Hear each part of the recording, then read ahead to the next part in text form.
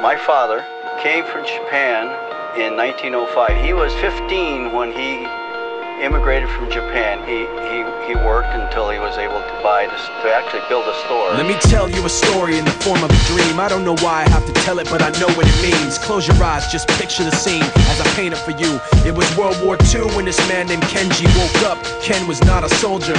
He was just a man with a family who owned a store in LA. That day, he crawled out of bed like he always did, bacon and eggs with wife and kids. He lived on the second floor of a little store he ran. He moved to LA from Japan, they called him immigrant. In Japanese, he'd say he was called Issei. That meant first generation in the United States, when everybody was afraid of the Germans, afraid of the Japs, but most of all afraid of a homeland attack. And that morning, when Ken went out on the doormat, his world went black, cause right there, front page news, 3 weeks before 1942, Pearl Harbor's been bombed and the Japs are coming. Pictures of soldiers dying and running.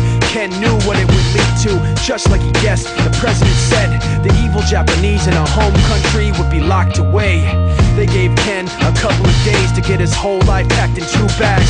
Just 2 bags, couldn't even pack his clothes. Some folks didn't even have a suitcase to pack anything in, so 2 trash bags is all it gave them. And when the kids asked Mom, where are we going? Nobody even knew what to say to them. Ken didn't want to lie, he said the US is looking for spies, so we have to live in a place called Manzanar, where a lot of Japanese people are. Stop it, don't look at the gunmen. You don't want to get the soldiers wondering if you're gonna run or not, cause if you run then you might get shot. Other than that, try not to think about it. Try not to worry about it being so crowded, but someday we'll get out. Someday, someday. As soon as war broke out, the FBI came and they just come to the house and you have to come. All the Japanese have to go. They took Mr. Need and people couldn't understand why they had to take him, because he's just innocent laborer. So now they're in a town with soldiers surrounding them. Every day, every night, look down at them. From watchtowers up on the wall, Ken couldn't really hate them at all.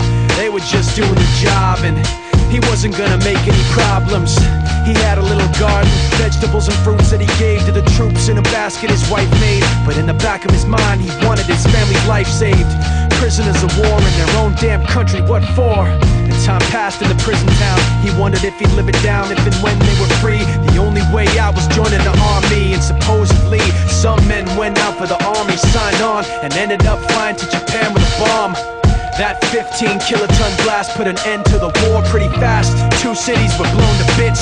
The end of the war came quick, and Ken got out. Big hopes of a normal life with his kids and his wife, but then they got back to their home, and what they saw made him feel so alone. These people had trashed every room, smashed in the windows and bashed in the doors, written on the walls and the floor, Japs not welcome anymore.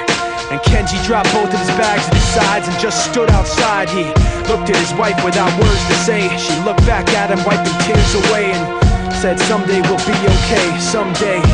Now the names have been changed, but the story's true. My family was locked up back in '42. My family was there where it was dark and damp, and they called it an internment camp. When we first got back from camp, it was pretty bad. I remember my husband said, oh, we're gonna stay till last. Then my husband died before they closed the camp.